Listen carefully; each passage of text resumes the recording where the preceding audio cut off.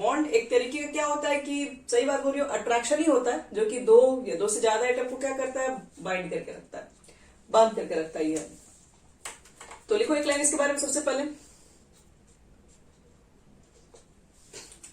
सबसे फर्स्ट इसके बारे में लिखेंगे the attraction force. The attraction force which binds, the attraction force which binds atom together in a molecule, atom together in a molecule, हो गया, is called a chemical bond, is called a chemical bond. तो समझ में आ गया वो bond होता क्या है। बॉन्ड एक टाइप ऑफ अट्रैक्शन है जिसमें एटम या मॉलिक्यूल को बांध करके रखा जाता है। चलो, लेकिन क्या लगता है सारे अट्रैक्शन को हम लोग केमिकल बॉन्ड बोल सकते हैं? अट्रैक्शन तो बहुत तरह के हो सकते हैं। अट्रैक्शन तो दो लोगों के बीच में कभी भी हो सकता है, तो क्या वो केमिकल बॉन्ड बना रहे हैं? नहीं। अट्रैक्शन के लिए क्या होता है कि एक किसी तरह के अट्रैक्शन को हम लोग केमिकल बॉन्ड तब बोल सकते हैं जब उसकी बॉन्ड एनर्जी ग्रेटर देन होगी 42 किलोजूल पर मोल। लिखो, the bond energy of a chemical bond will be greater than 42 kilojoule पर मोल।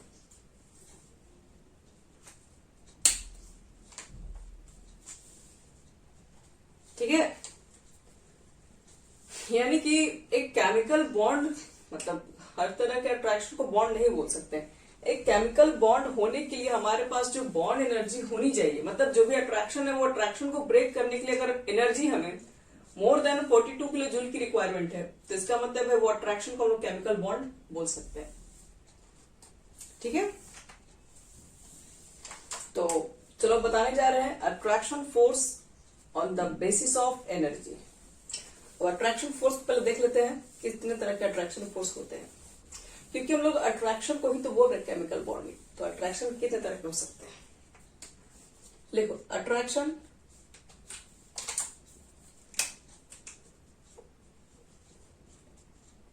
Attraction force on the basis of energy. ये एनर्जी के बेसिस पे डिफाइन कर रहे हैं। तीन तरीके के होते हैं।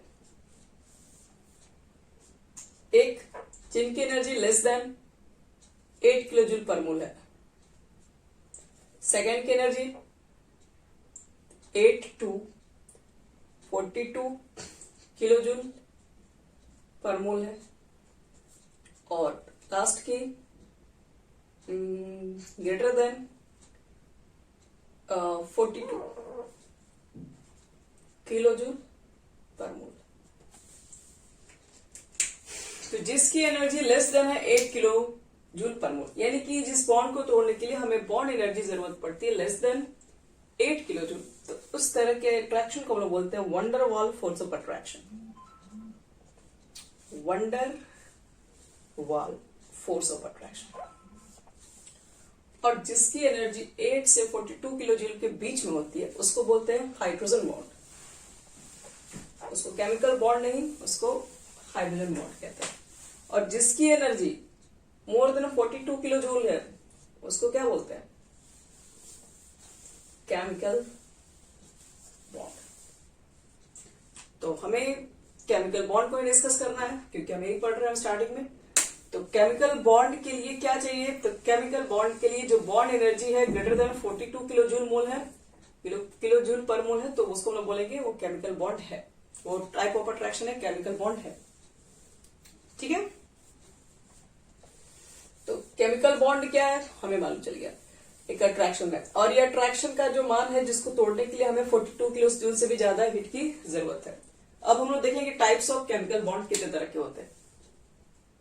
लिखो टाइप्स ऑफ केमिकल बॉन्ड।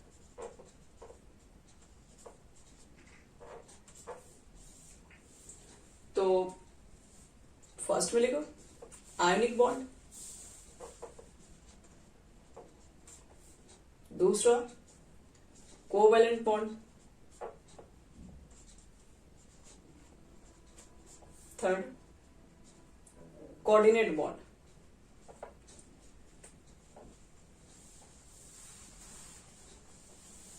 या इसको डेटिव बॉन्ड भी बोलते हैं।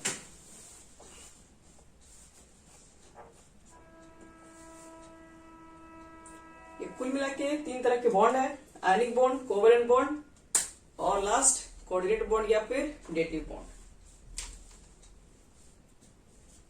हो गया।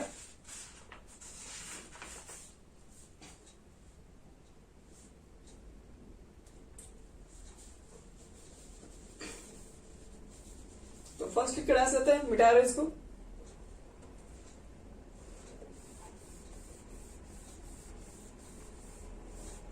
चलो आयनिक बॉन्ड लिख के डाल सकते हो। चलो नाम से ही क्लियर है, आयनिक बॉन्ड का मतलब क्या है, इसको इलेक्ट्रोवैलेंट बॉन्ड भी बोलते हैं, आयनिक बॉन्ड भी है। आयनिक बॉन्ड जो आयन से बने हो, आयनिक बॉन्ड एक लाइन का डेफिनेशन, नहीं तो एक और डेफिनेशन लिख लो अच्छा वाला। The bond formed between two atom due to complete transfer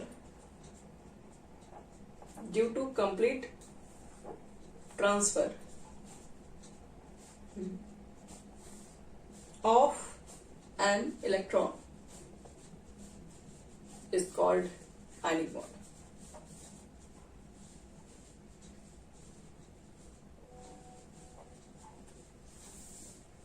ठीक है, यानी कि वैसे बॉन्ड जो फॉर्म्ड हुए हैं, कैसे फॉर्म्ड हुए हैं, कंप्लीट ट्रांसफर, मतलब अपने इलेक्ट्रॉन के बीच में अपने एटम के बीच में कंप्लीट इलेक्ट्रॉन का ट्रांसफर किए हैं, तो उनके जो अट्रैक्शन से जो बॉन्ड बना है वो एक आयनिक बॉन्ड है। देखो जैसे सोडियम और क्लोरीन के बीच में बॉन्ड बनता है NaCl, कैसा बॉन्ड है ये, सोडियम का एटॉमिक नंबर 11 281, ये होता है 287 17 होता है इसका एटॉमिक नंबर। तो ये अपने वैलेंस से एक इलेक्ट्रॉन को डोनेट कर देता है परमानेंट। इसको डोनेशन के बाद क्या होता है, Na के ऊपर पॉजिटिव चार्ज, Cl के ऊपर नेगेटिव चार्ज, क्योंकि Na ने डोनेट किया इसलिए पॉजिटिव चार्ज, Cl ने गेन किया इसलिए वो नेगेटिव चार्ज होगा। अब पॉजिटिव नेगेटिव के बीच में क्या होगा, एक अट्रैक्शन, तो ये जो अट्रैक्शन होगा इसको क्या बोलेंगे, आयनिक बॉन्ड। तो आयनिक बॉन्ड में दो एटम के बीच में इलेक्ट्रॉन का क्या होता है, कंप्लीट ट्रांसफर होता है। और एक चीजें और भी हैं, आयनिक बॉन्ड हमेशा मेटल्स और नॉन मेटल्स के बीच में ही फॉर्म होता है। लिख दो, इन जनरल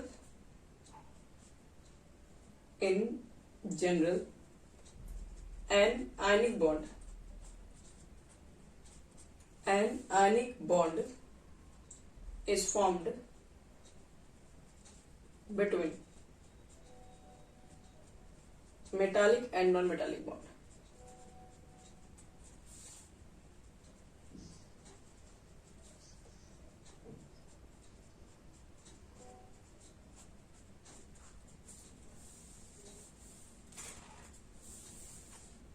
ठीक है, समझ में आ गया सब।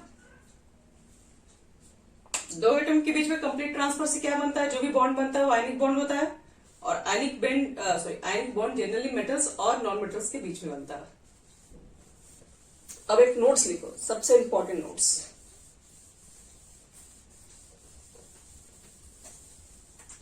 देखो ये है हमारा नोट्स, अमोनियम आयन इसको बोलते हैं।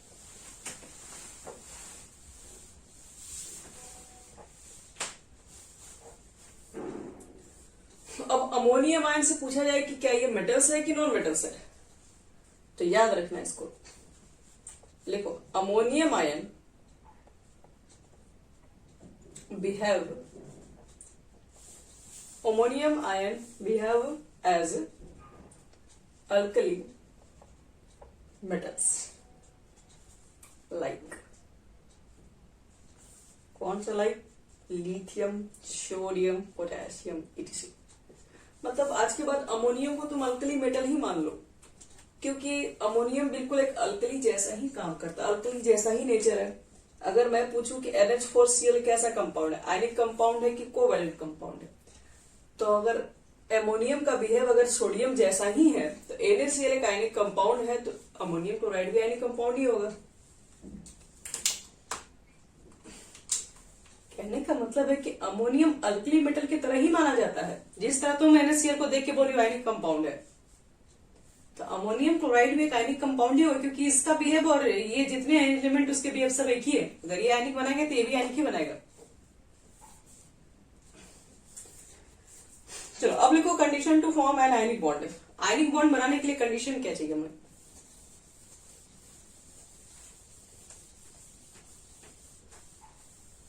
यानी कि condition to form an ionic bond.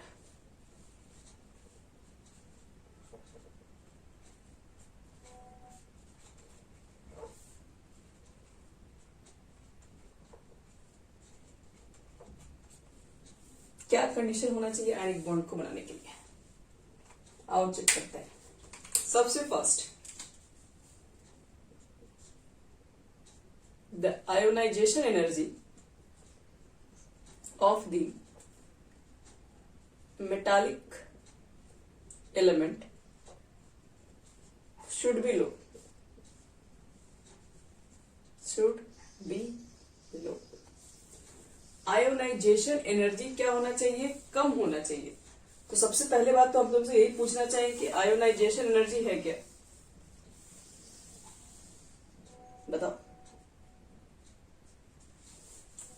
किस तरह का एनर्जी है ये? तो देखो, एक एटम के आउटर में से इलेक्ट्रॉन को निकालने में जो एनर्जी लगेगी उसको बोलते हैं आयोनाइजेशन एनर्जी। तो मेटल की प्रॉपर्टी होती है कि मेटल तो अच्छा उसको बोलते हैं जो इजिली इलेक्ट्रॉन पेयर को डोनेट कर सके। तो इजिली डोनेट कब करेगा?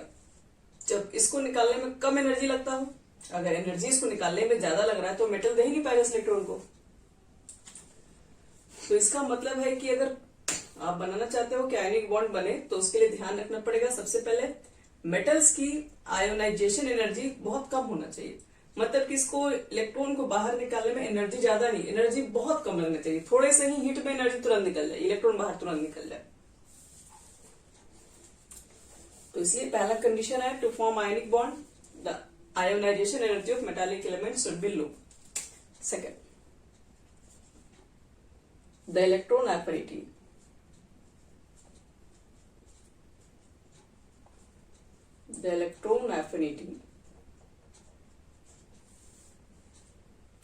of the non-metallic element should be high.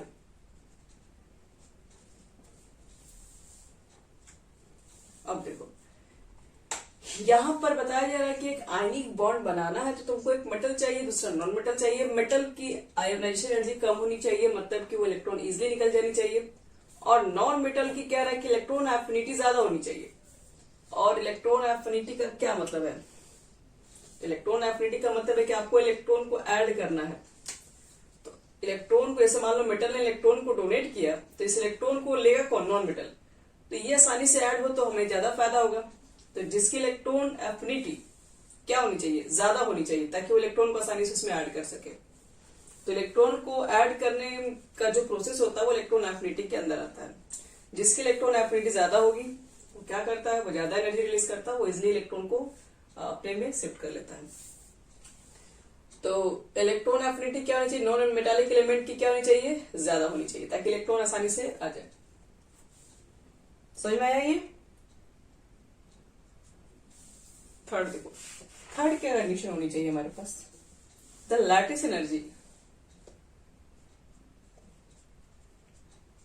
The lattice energy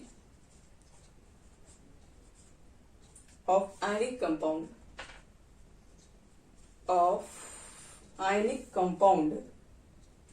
form एक मिनट of ionic compound should be high. Should be high.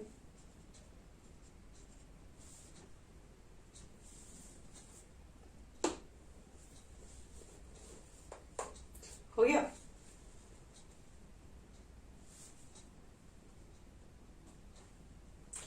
कोई भी अगर आयनिक कंपाउंड अगर बन जाए तो उसकी लैटिस एनर्जी बहुत ज्यादा होनी चाहिए.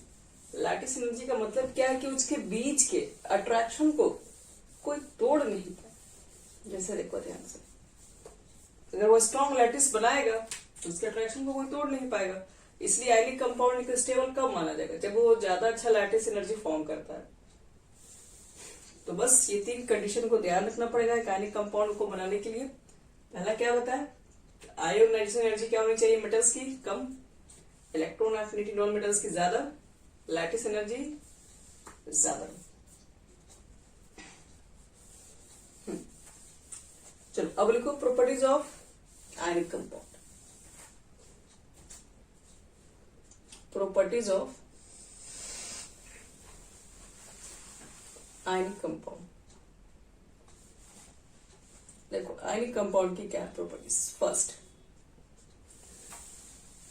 आयनिक कंपाउंड होता है do not conduct electricity in solid state but conduct in molecular state. देखो ionic compound do not conduct electricity in solid state because क्यों नहीं कर पाते हैं? तो because ions are not free to move.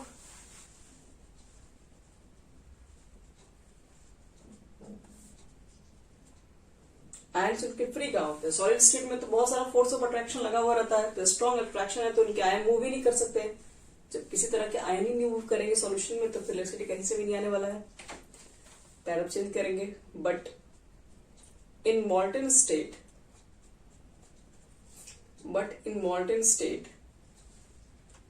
और in aqueous solution,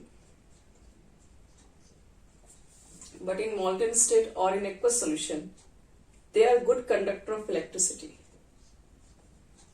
They are good conductor of electricity.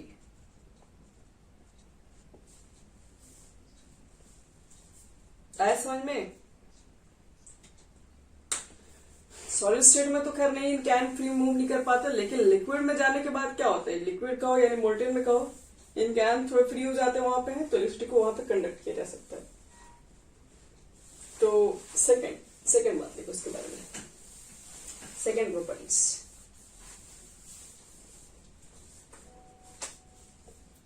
देखो इसकी सेकेंड प्रॉपर्टी होती है due to strong force of attraction between ions and formation of lattice.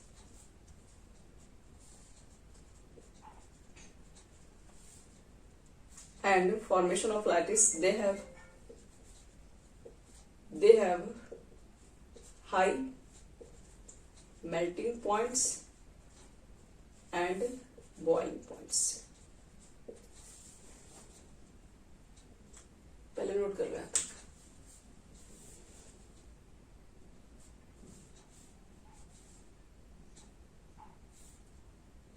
हो गया तक? देखो पूछा जाता है कि आयनिक कंपाउंड्स की मेल्टिंग पॉइंट्स या बॉइलिंग पॉइंट्स ज्यादा क्यों होती है? क्यों ज्यादा होती है? क्योंकि उनके बीच में स्ट्रॉन्ग फोर्स ऑफ अट्रैक्शन उनके आयन्स के बीच में, और उनकी लैटिस एनर्जी भी ज्यादा है, तो इतनी आसानी से उनकी लैटिस टूटेगी नहीं,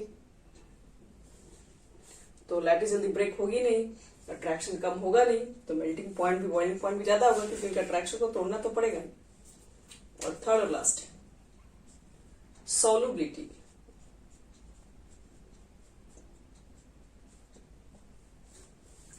देखो ionic compound are generally soluble in water.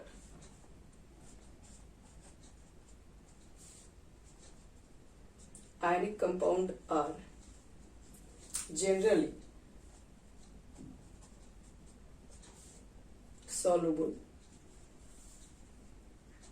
in water.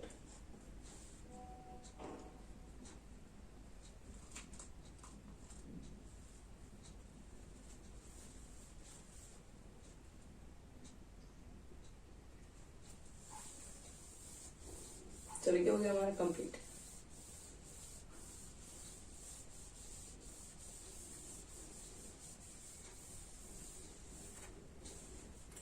चलो आयनिक कंपाउंड हो गया कंप्लीट हमारा. बात करते हैं कोवेलेंट कंपाउंड.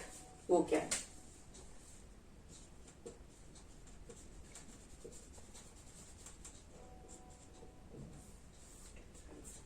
कोवेलेंट कंपाउंड तो अभी हमने बताया थे शेयरिंग ऑफ इलेक्ट्रॉन दो एटम के बीच का है. लिखो तो जल्दी से फास्ट इसके बारे में लिखो. The bond sorry covalent compound covalent bond no bond पढ़ रहे हैं. The bond formed between two atoms. The bond formed between two atoms due to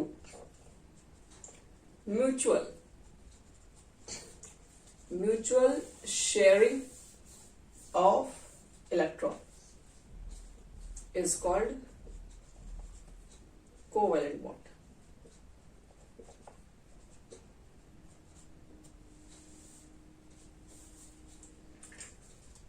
यानी कि वैसा बॉन्ड जो फॉर्म होता है. कैसे फॉर्म होता है? तो म्यूचुअल शेयरिंग ऑफ इलेक्ट्रॉन. मतलब दो एटम के बीच में म्यूचुअल शेयरिंग लगाना. जैसे ए आपके पास एटम है, बी एटम है. ए ने अपना एक इलेक्ट्रॉन लगाया शेयर में, तो बी भी एक इलेक्ट्रॉन लगाएगा. तो जो म्यूचुअल शेयरिंग से जो दोनों के बीच में जो बॉन्डिंग बनेगा, तो इसको हम लोग क्या बोलते हैं? Covalent bond.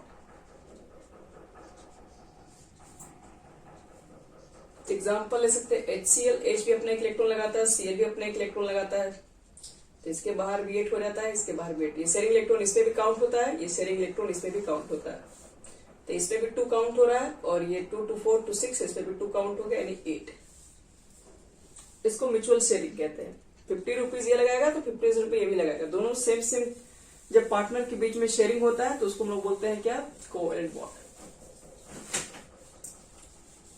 एक लाइन और एक covalent bond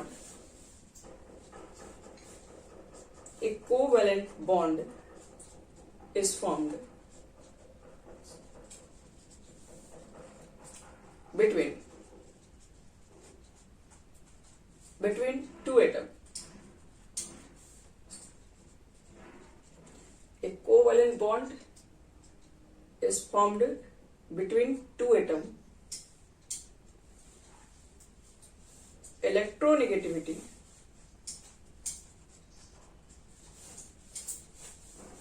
Electronegativity difference is either zero or very small.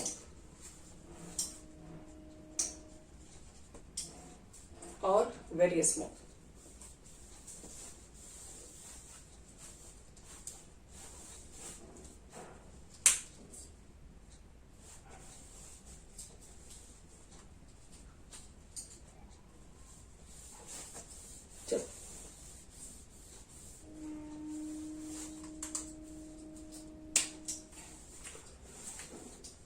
मतलब एक कोवेलेंट जब बॉन्ड बनेगा तो दो एटम के बीच में इलेक्ट्रोनेगेटिव डिफरेंस कह रहा बहुत कम होना चाहिए या तो नहीं होना चाहिए. मतलब या तो 0 हो या तो बहुत कम हो, तभी जाके कोवेलेंट बॉन्ड बनता है. नेक्स्ट बात इसी में भी और इंक्लूड करना है कि इन जनरल, ऐसा जनरली देखा जाता है. इन जनरल हाँ लिख सकती हो या फिर नीचे अगला पॉइंट भी कर सकती हो. In general covalent bond formed between two non-metals is called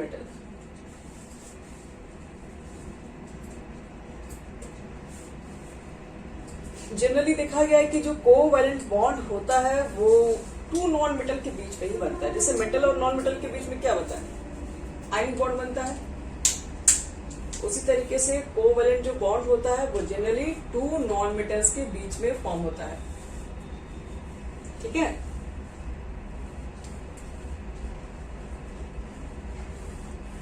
हो गया सगुन। चलो अभी को types of covalent bond. Types of covalent bond.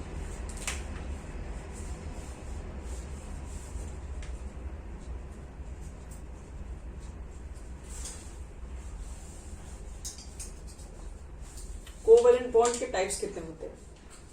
तो फर्स्ट पोलर कोवैलेंट बॉन्ड, और दूसरा हमारे पास क्या होता है, नॉन पोलर कोवैलेंट बॉन्ड। तो पोलर कोवैलेंट बॉन्ड किसको कहेंगे? तो पोलर का बच्चे नाम से ही क्लियर है, पोलर मतलब उसके ऊपर चार्जेस होनी चाहिए। यानी कि लिखो द बॉन्ड फॉर्म्ड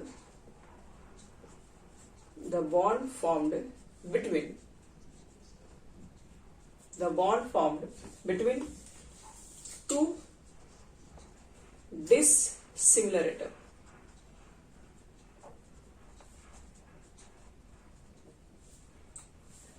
दो सिमिलर डिसिमिलर एटम के बीच में क्या बनता है आपके पास? पोलर बॉन्ड बनता है, दो अलग अलग।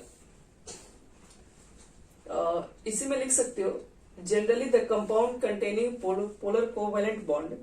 ये कोई जरूरी नहीं कि आपका पोलर कोवैलेंट बॉन्ड है उसके लिए डिसिमिलर एटम ही होते हैं, ये भी कोई जरूरी नहीं है, ये ऑलवेज ट्रू नहीं होता।